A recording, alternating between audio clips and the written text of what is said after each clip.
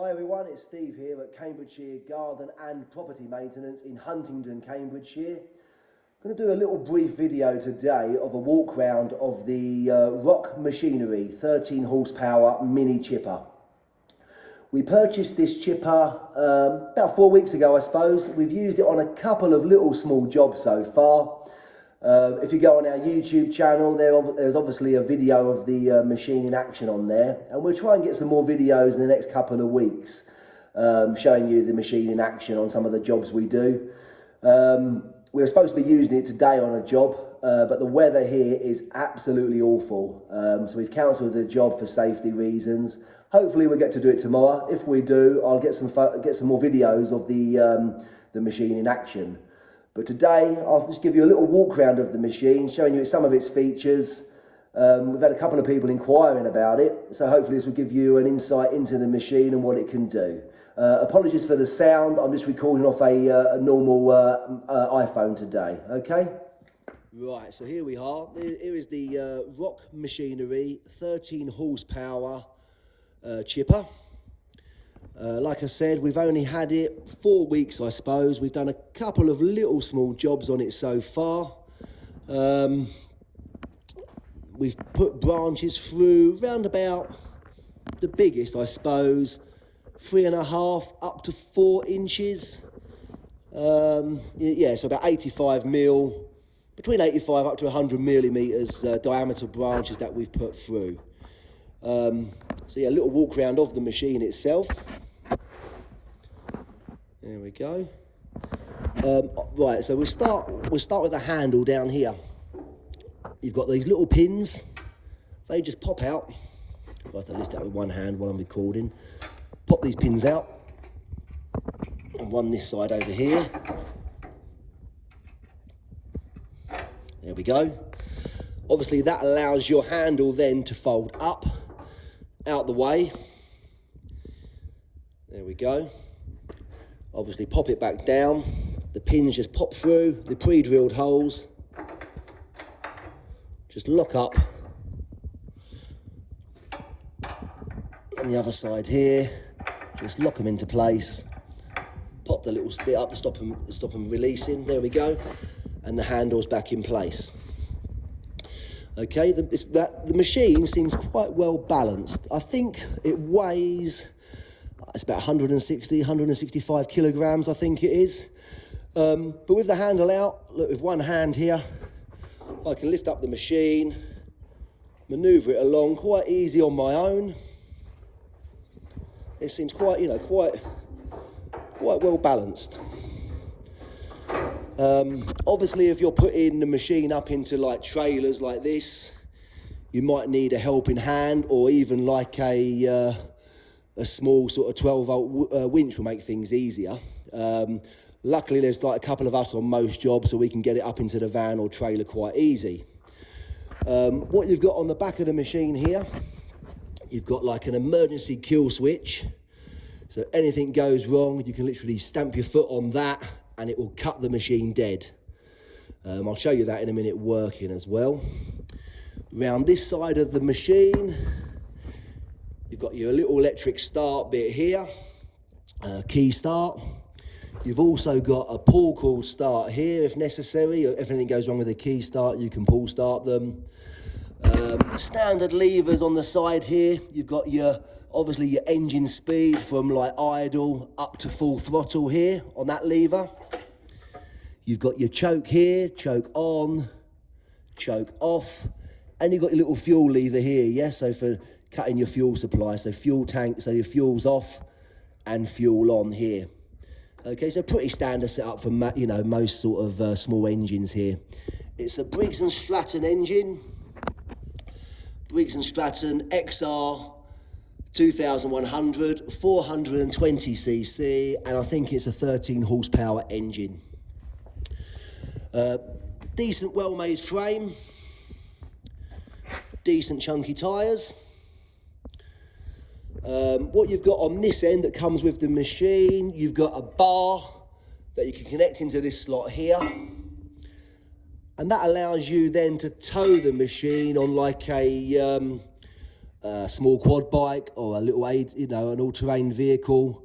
If you wanted to, manoeuvre the machine over rough ground on your own. So yeah, a little bar that comes with the machine, and that's for towing it.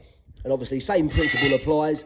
You pop the bar in there, the pins just lock through this hole, and then you can connect this end up to your little quad bike or ATV and tow the machine about on your own. Okay. Obviously, the outlet of the chip in is coming here. You've got an adjustable up and down mouth on the chute here. One disadvantage, obviously, I find is that the output here is in a fixed position. You can't adjust it, facing forwards or to the other side.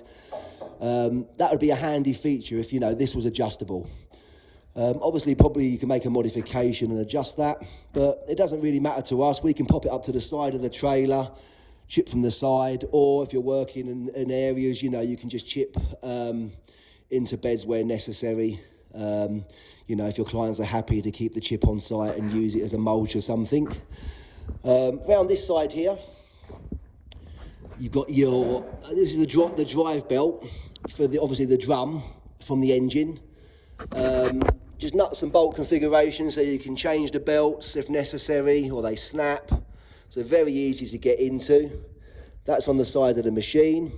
Obviously in this part here is where your drums and your blades are for, you have to undo this for adjustment, obviously, for your blades and your anvil. What it has got on the machine down here, you can see this little knob here, and these bolts this side. There's also a couple of other bolts the other side of the engine, which are down here. You can see these ones. What this is for, obviously, is adjusting the tension on your drive belt. So obviously, if the drive belt, after some use, normal wear and tear, gets slack, you can undo these little engine bolts, 2 at the front here, and them other 2 at the back. You obviously adjust this then, so you adjust your tension on your belt with the movement of the engine, lock it back up again. And obviously that's how you just adjust your belt tension on the machine. Your feed's in here. You can just see into the drum. That's your feed. The machine came direct from Rock Machinery. It came completely set up, delivered on a pallet. We didn't have to do no assembly. It came filled with oil. Even a little bit of fuel for testing the machine was in the tank already. So all we had to do is cut the packaging straps off it, pull it off the pallet, and literally it was ready to go. It came with full manual. There's some little mini service tools you get with it. Even a pair of safety goggles and ear defenders came with the machine.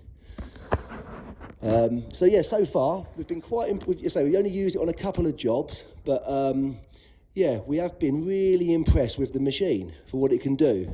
For a small, a small chipper, like I say, we've put branches and cuttings in up to sort of 100 mil, 4 inches is the biggest, I suppose. The only thing I will say that we notice with any bigger stuff or stuff with a lot of green foliage on the branch is when feeding it into the into the drum. Obviously the bigger stuff, what can happen, because it's a small engine, it can start getting choked and the engine will start like it's going to cut out. But all we found to do is, as we're feeding in, when the idle of the engine starts slowing down, it's just to grab hold of the branch and let the machine clear through and then feed it again, and that sort of eliminates that problem of like the choking up and like the engine idle speed's going to die. So big stuff we found, lots of green foliage, you can feed it in. As soon as the engine starts dying down, it's to grab hold of the branch high up, obviously out of the machine itself, let it clear and then pop it back through and it goes. All the small stuff, we put lots of bramble stuff through it, small branches, literally just put them straight in, no issues whatsoever. So yeah, that's the only thing we have noticed with bigger stuff. Obviously we're probably in the same situation like a lot of people have been trying to decide on a small chipper. We were looking at a lot more expensive ones on the market, looking at various forums for like advice on ARB Talk, and and some of like the Facebook groups and stuff. And obviously there are a lot of machines like the Joe Bews, the Gremec ones. Again, all good reviews and that, but we didn't have the budget to, you know, spend £3,500, £4,000, £5,000 on a mini chipper. We just wanted something quite cheap that we could stick in the back of the van or in the trailer for very, very small clearance jobs. And again, a lot of our commercial jobs, we can actually chip on site and use the chip to put into like hedgerows or beds and things like that.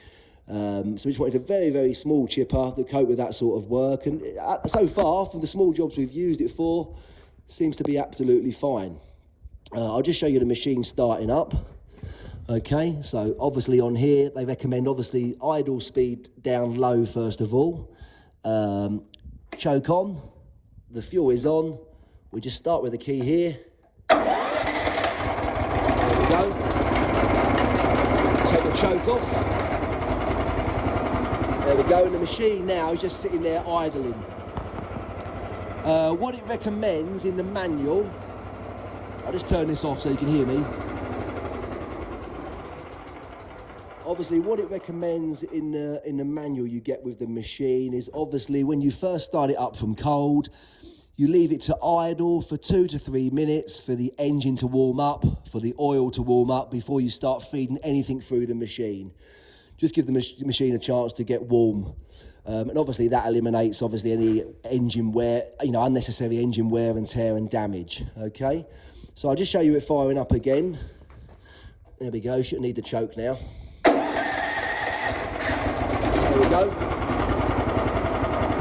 So on here, that is your engine idle speed. We can pop that up.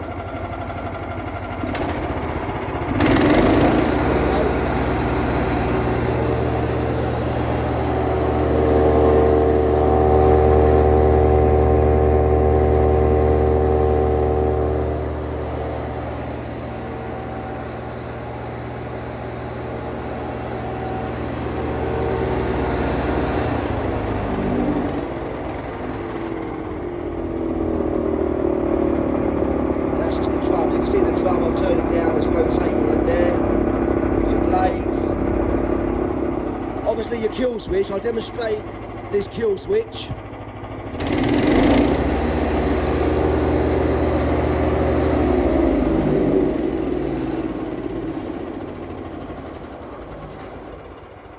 There you go, just a demonstration of the kill switch there. So in an emergency or anything goes wrong, you can put your foot on that and that will cut the machine out. Obviously, just to release it, you release the kill switch, engine will start again.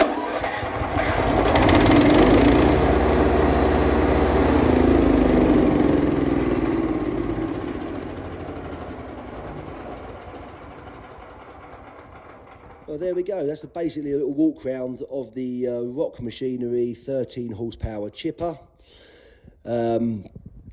Obviously your fuel tank's up here, unleaded fuel. You've got your oil, standard sort of your oil dipstick gauge and filling here on the engine. Your air filter is easy to access under here. Undo that, pop the cover off, and that's your air filter there, and obviously carburetor under here for cleaning, etc. if necessary. But yeah, so far for the price of this machine, we've been impressed with it, you know, its work. Obviously, keep an eye on the channel. We'll do some more jobs with it, hopefully next couple of weeks. And we'll upload some more videos of the machine in action, showing you some, you know, different size branches and foliage going through the machine. Show you what it can do. But any questions, just drop us a message and we'll try and answer them as best as we can. Thank you.